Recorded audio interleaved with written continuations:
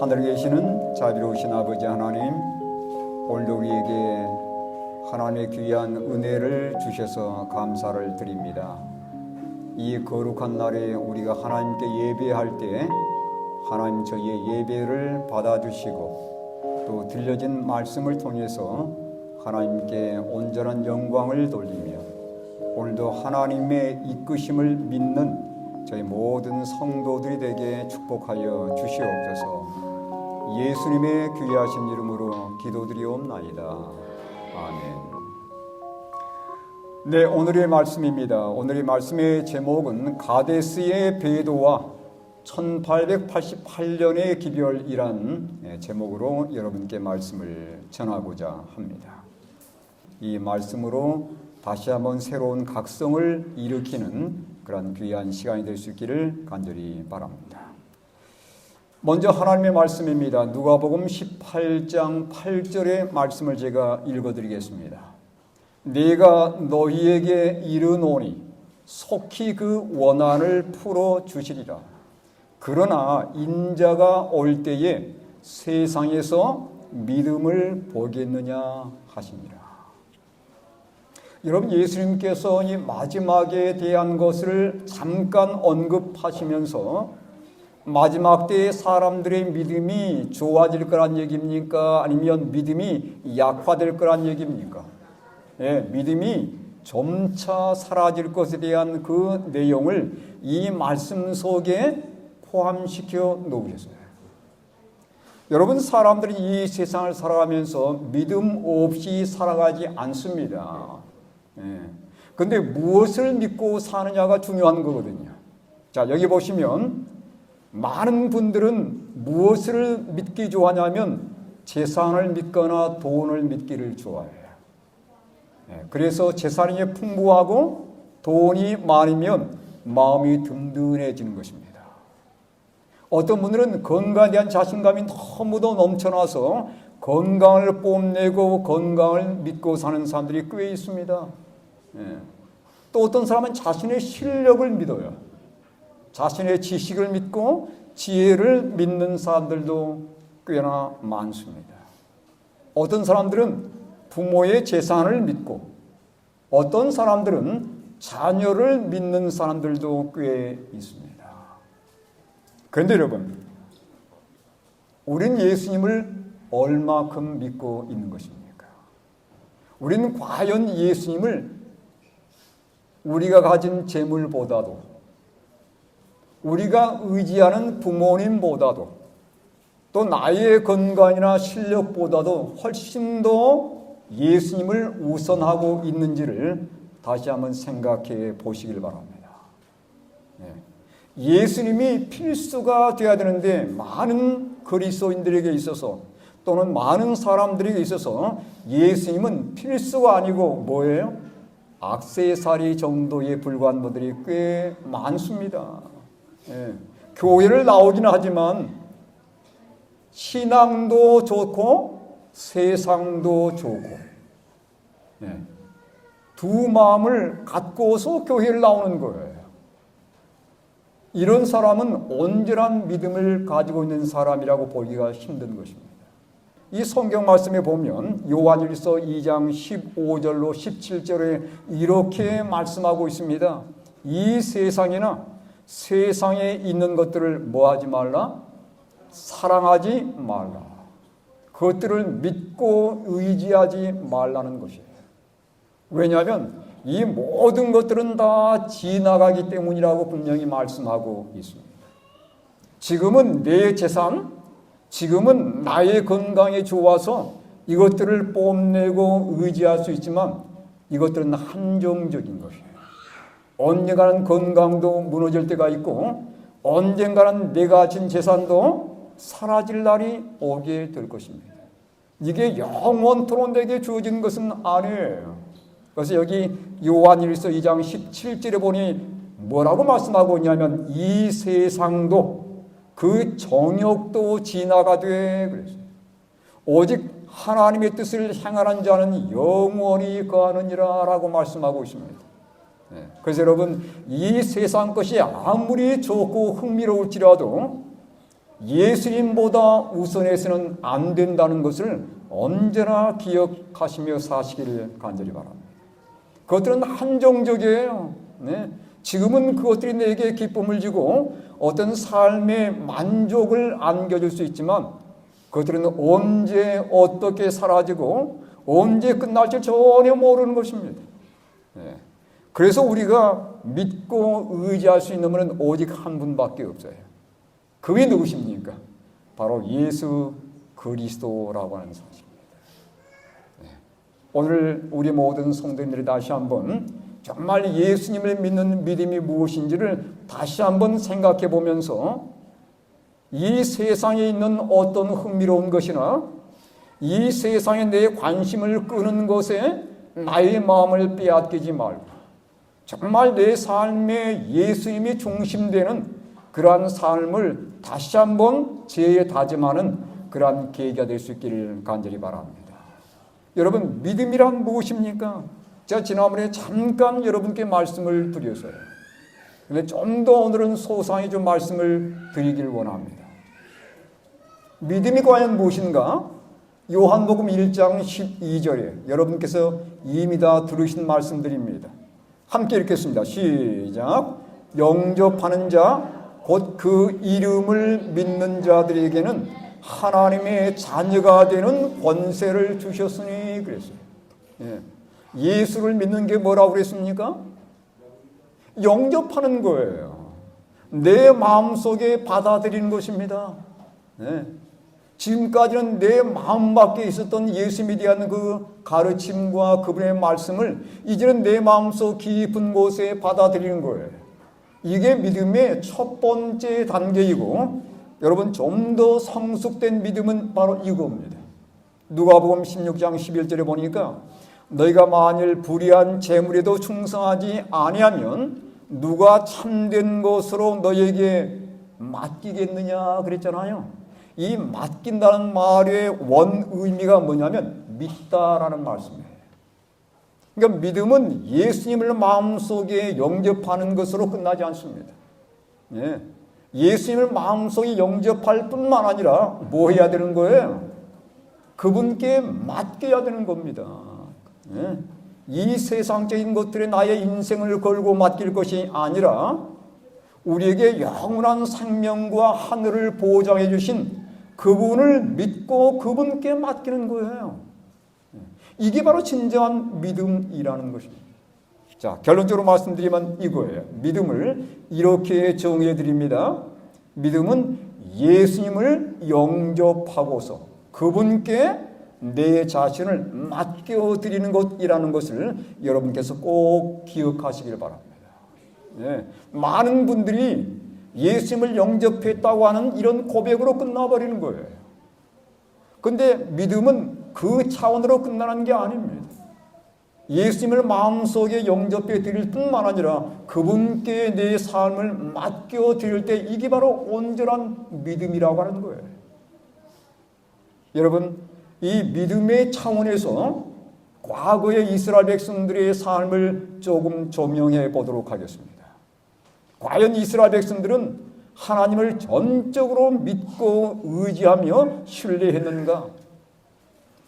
여러분, 이스라엘 백성들이 애굽을 출발해서 그들이 지금 가고 있는 곳은 가나안 땅이었어요. 예. 가나안 땅에 가는 길은 결코 먼 길이 아니었습니다. 여러분, 신명기 1장 2절에 보면 호렙산, 시내산이에요. 시내산에서 가데스까지는 10하루 길밖에 되지를 않았어요. 이 가데스가 어디냐면 가나안의 남쪽 지역입니다. 이게 가데스를 통과하면 바로 어디에 들어갈 수 있냐면 그들이 지금까지 여러 번 들었던 이 젖과 꿀이 흐르는 가나안 땅에 들어갈 수 있는 거예요. 그러니까 여행 기간은 그만큼 짧아지는 겁니다. 그들이 시내산에서 많은 시간을 들이는 것은 가나안 땅에 들어가서 그들이 어떻게 살아야 할 것인지를 하나님께서 미리 가르쳐 준 거예요. 그래서 시내산에서 여러 날을 끌었고 이제 급기야 10하루 만에 그들이 당도한 것은 바로 가나안의 접경 지역이었습니다.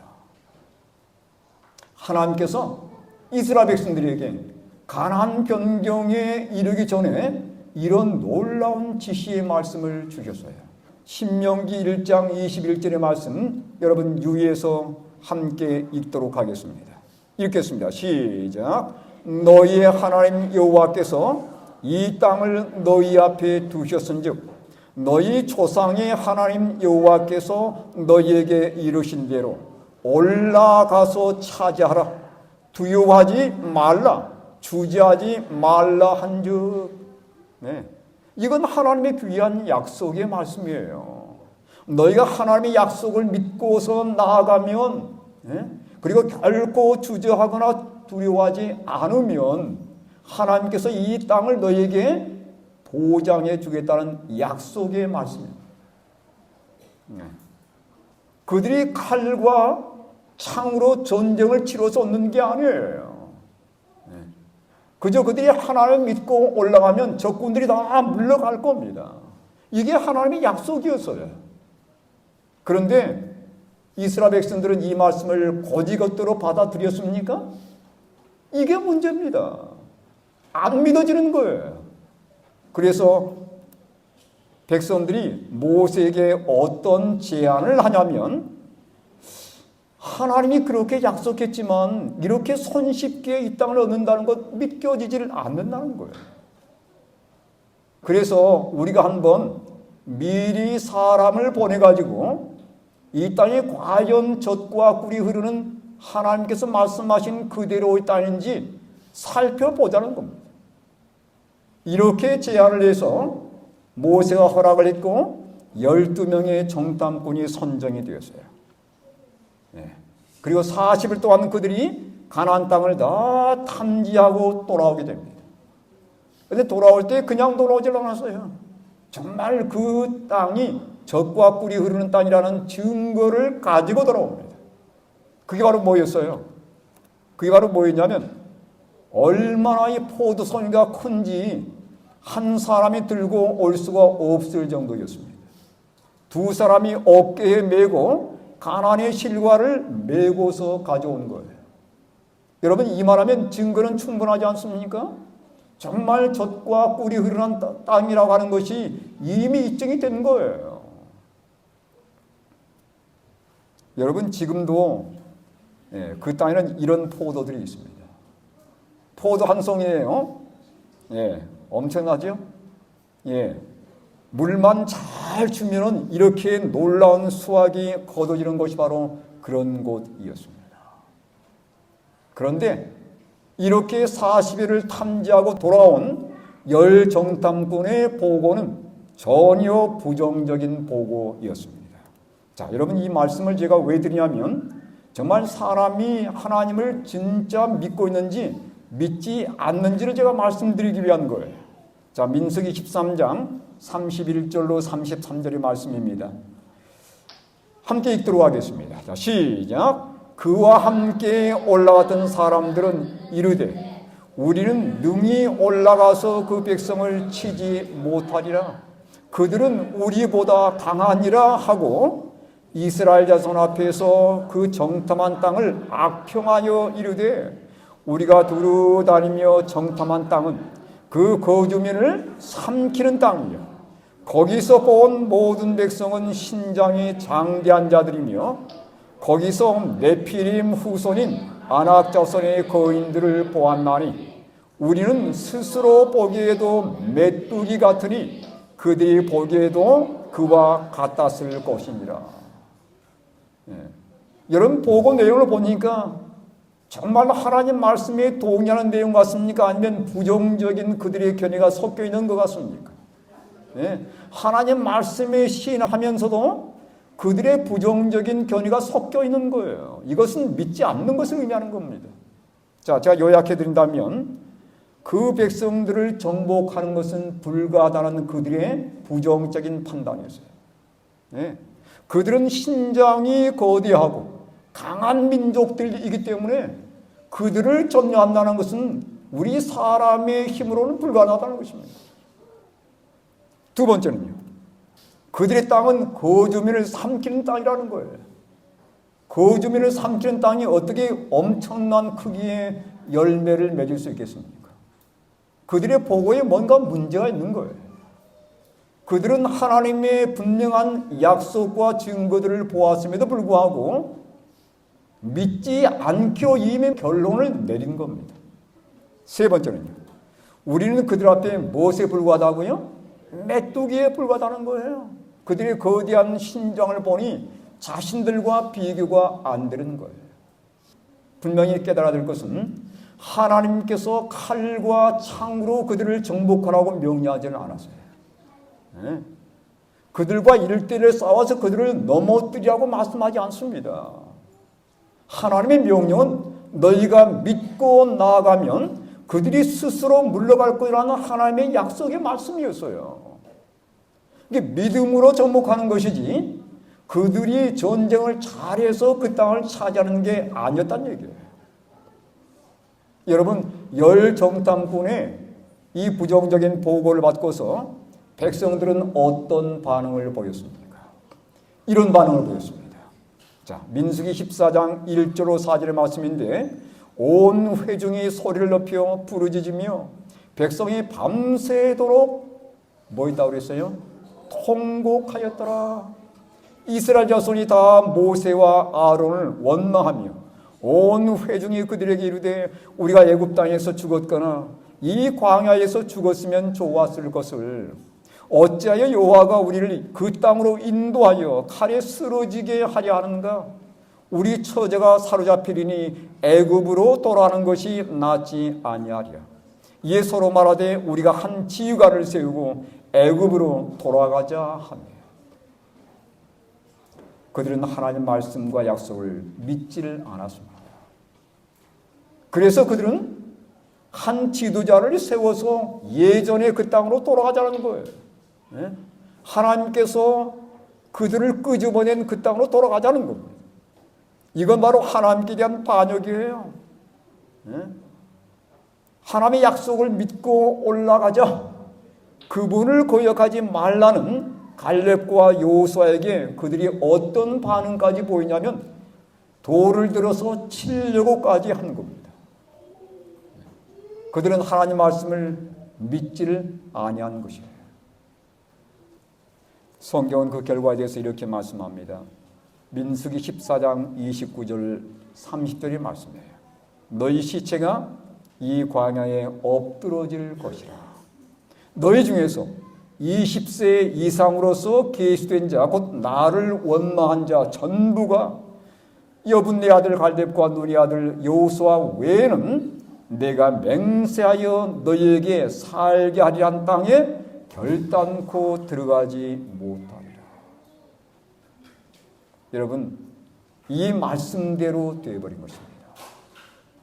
하나님께서 그들에게 놀라운 가나안 땅을 약속해 주었지만 그들이 굳이 믿지 않고 다른 사람도 들어가지 못하게 방해하는 이러한 반역을 저지른 것 때문에 결국은 애굽에서 나온 사람 가운데 20세 이상으로는 여호수아와 갈렙 외에는 한 사람도 그 땅에 들어가지를 못하게 된 거예요.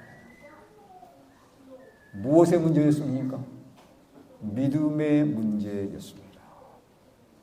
믿지 않는 거예요. 그들이 하나님의 말씀을 마음속에 받아들이지 않고 그 하나님 말씀에 전적으로 믿고 맡기질 않은 겁니다. 그래서 그들이 반역을 일으켰고 결국은 가나안 땅에 들어가지 못하고 가나안의 변경에서 그들은 뒤로 돌아설 수밖에 없게 되어버리는 거예요. 40년을 광야에서 뱅뱅 돌다가 결국은 다 쓰러지고 말았습니다. 여기 사도 바울은 히브리서를 기록하면서 그들이 가나안 땅에 들어가지 못한 이유를 아주 간단하게 이렇게 결론을 짓고 있습니다. 히브리 3장 17절로 19절의 말씀 읽도록 하겠습니다. 읽겠습니다. 시작. 또 하나님이 40년 동안 누구에게 노하셨느냐?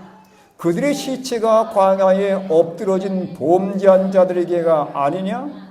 또 하나님이 누구에게 맹세하사 그의 안식에 들어오지 못하리라 하시느냐?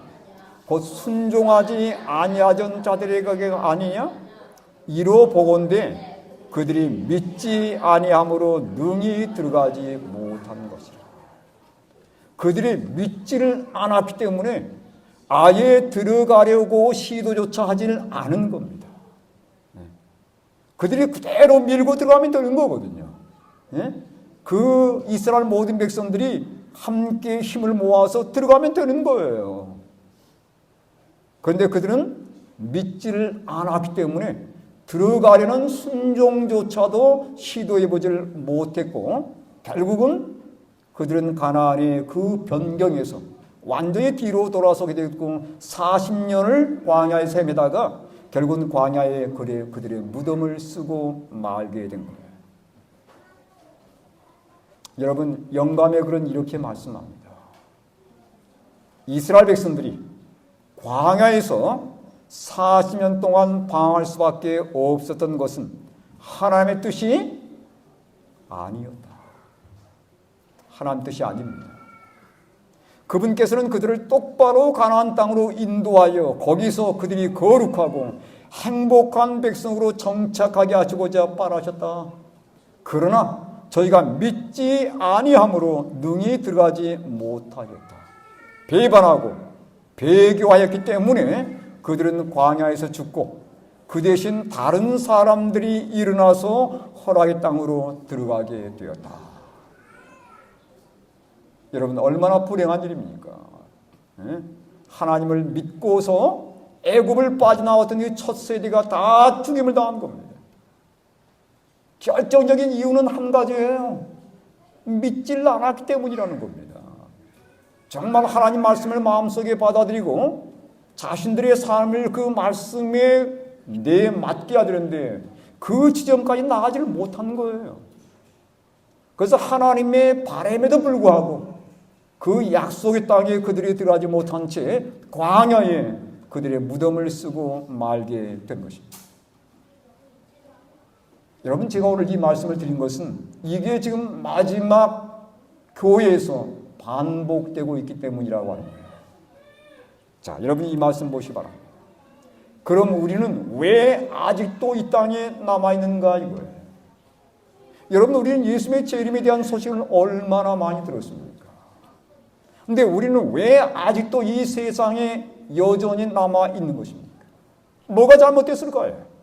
네. 마치 이스라엘 백성들이 광야에서 40년 동안 헤맸던 것처럼 우린 지금 그러한 경험들을 하고 있는 거예요. 자, 그래서 영감의 글에 보니까 그 이유가 분명히 제시가 되어 있습니다. 가래 뽑은 기별 1권 69쪽의 말씀이에요. 불신, 불평 및 반역이 40년 동안이나 고대의 이스라엘 백성이 가나안 땅에 들어가지 못하도록 길을 막은 것이었다. 동일한 죄들이 현대 이스라엘 백성들을 하늘 가나안에 들어가지 못하도록 지연시키고 있다. 그러니까 우리가 좀 동일한 길을 걷고 있다는 겁니다. 하나님을 믿는 것처럼 보이지만 우린 예수님을 마음속에 영접한 이후에 그분께 전적으로 내 삶을 맡겨드린 일을 못하고 있는 거예요. 그 다음에 뭐라고 말씀하는지 읽어보겠습니다. 두 번 다 하나님의 허락에 모순이 있었던 것은 아니었다. 주님의 백성이라고 공언하는 자들 가운데 있는 불신, 세속적인 욕망, 비헌신적인 정신 및 신자들 간에 있는 다툼이 죄와 슬픔으로 가득 찬 이 세상에 우리들을 오랫동안 남아있게 하는 것이다. 우리가 지금 세상에 여러 가지 삶의 어려움들 겪으면서 정말 아둥바둥 살아가고 있습니다. 재난은 갈수록 많아지고 있어요.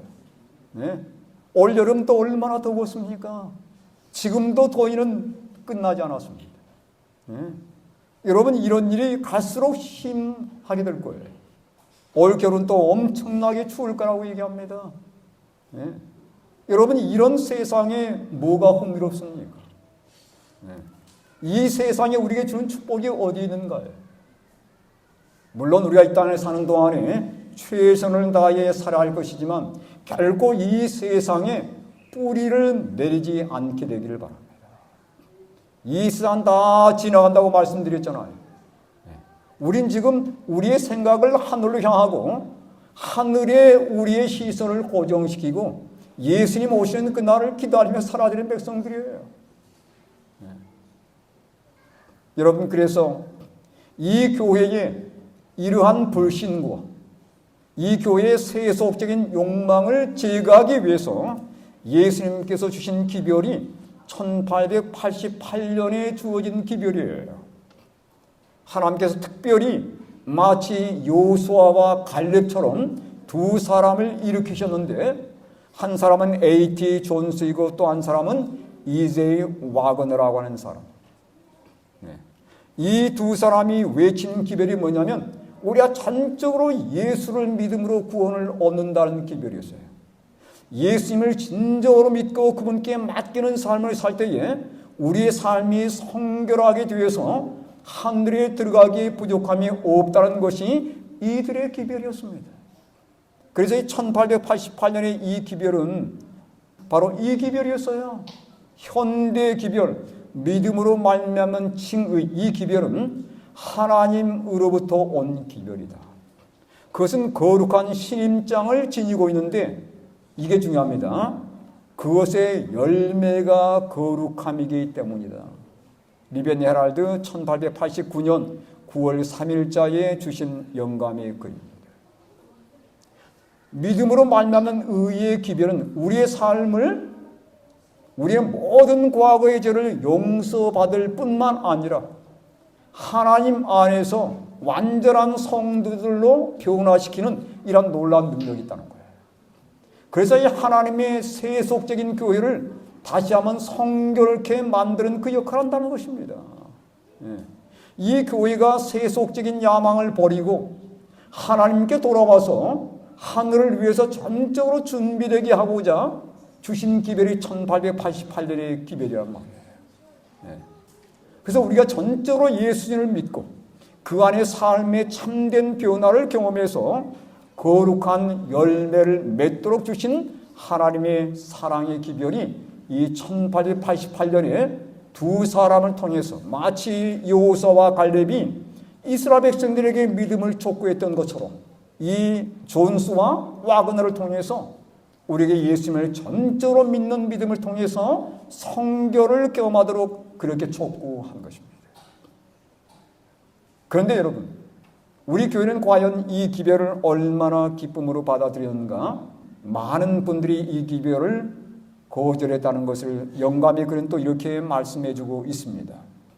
거의 2년 동안 우리는 백성들에게 일어나 그리스도의 의에 대한 빛과 진리를 받도록 촉구했다. 그런데 그들은 이 귀중한 진리가 이르러 왔는지 또한 그것을 붙들고 있는지를 모르고 있다. 그들은 자신들의 견해 속에 매여 있다. 그들은 구주께서 들어오시도록 하지 않고 있다. 다시 말하면 이 마지막 때에 하나님의 정말 재림을 기다리는 백성들이 진정한 믿음을 갖고 있지 않다는 것을 여기 다시 한번 우리에게 경고해 주는 말씀입니다. 다시 한번 제가 이 말씀을 좀 여러분께 읽어드립니다. 가려보면 기별 1권 69쪽의 말씀이에요. 불신, 불평 및 반역이 40년 동안이나 고대 이스라엘 백성이 가나안 땅에 들어가지 못하도록 길을 막은 것이었다. 동일한 죄들이 현대 이스라엘 백성들을 하늘 가나안에 들어가지 못하도록 지연시키고 있다. 두 번 다 하나님의 허락에 모순이 있었던 것은 아니었다. 주님의 백성이라고 공언하는 자들 가운데 있는 불신, 세속적인 욕망, 비헌신적인 정신 및 신자들 간에 있는 다툼이 죄와 슬픔으로 가득 찬 이 세상에 우리들을 오랫동안 남아있게 하는 것이다. 여러분, 우리가 하나님을 믿는 것처럼 보이지만 우린 진짜 믿어야 되는 것입니다. 진짜 믿는 게 뭐라고요? 마음에 영접할 뿐만 아니라 나의 삶을 그분께 맡기는 경험을 하는 거예요. 많은 분들이 그 지점까지 나아가지 못하기 때문에 우리 삶의 개혁과 우리 삶의 참된 영적 부흥이 일어나지 않는 것입니다. 고린도후서 13장 5절의 말씀입니다. 읽겠습니다. 시작. 너희는 믿음 안에 있는가 너희 자신을 시험하고 너희 자신을 확증하라. 예수 그리스도께서 너희 안에 계신 줄을 너희가 스스로 알지 못하느냐? 그렇지 않으면 너희는 버림받은 자니라.